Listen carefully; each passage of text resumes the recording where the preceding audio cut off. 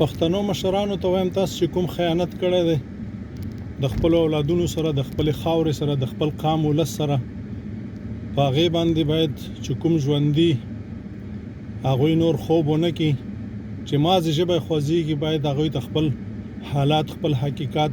خپل اولادونو ته په دیرو کې په جوماتونو کې په کورونو کې په کوڅو کې په بازارونو کې بیان کړي چې دا خاوره د چا وه او دا څه وخت ورباندې غصب شوی دی خپل بچیان خپل مسیح خپل زامن خپل تر زامن خپل قام قبیل ټول باید په دې باندې خبر یو کوم چې مړ وي هغه د خدای وبخي هغه د خدای کار دی او نور وسنی هغه چې بچیان ځوانان دي او یې کېږي او یا راتلونکي دي هغوی باید د خپلو بچو سره خیانت ونه کړه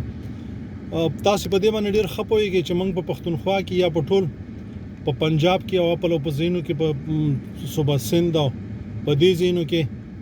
چې خپل بچیان تعلیم ته لېږو هغوی موږ ته بل رقم پوهې کوي هغوی ته د درواغو تاریخ وایي هغوی ته عزیز بیټي او جنا داسې کړي دي او پلانکي داسې کړي دي او په 15 جنګ کې او په 80 جنګ کې د درواغو عسكر درته راولي دوی میډالونه اخیستي دي هغوی د پښتنو په وژلو باندې میډالونه اخیستي دي ستاسو بچي به پوه نشي چې زمونږ اتلان څوک دي احمد شاه بابا دی میرویس نیکه دی میرزا علي خان بابا دی احمد شاه بابا دی خان عبدالغفار خان رحمت الله علیه دی او تا ته به هیڅ وخت ستا بچي ونه وایي چې خوشحال خان خټک څه کړي دي او څه ویلي دي رحمان بابا څه ویلي دي هیڅوک به تاسو ته دا ونه وایي خو تاسو ته به هغه د پنجاب هغه د درواغو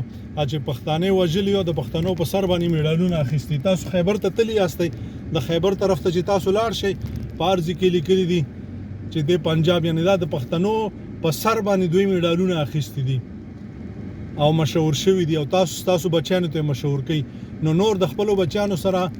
او د خپل خاورې سره د خپل قام د خپل ملت سره خیانت مه کوئ په لیاز د خدای چې ناوخته کېږي دا اوس چې شوي دي وایي سهار چې ورک شي او ماښام پیدا شي هغې ته ورک شوی مه وایه اوس هم وخت دی نور خیانت مه کوئ د یو نوکرۍ په خاطر د یو څو روپیو په خاطر او د دې په خاطر چې زه به ووژلی شم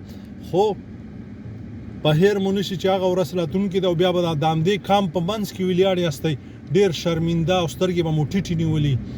نو راځئ چې یو شو راځئ چې یو بل ته لاس ورکړو راځئ چې یو د بل نه قربان شو راځئ چې په حقیقت باندې ودرېږو راځئ چې ظلم ونه کړو د خپلې خاورې د خپل قام او د خپل ولس سره دا څه مو چې کړي په هغې باندې توبه وباسو د خپل قام نه بخښنه وغواړو د خپلې خاورې نه بخښنه وغواړو او لاس په لاس کې ورکړو خپلو ورونو ته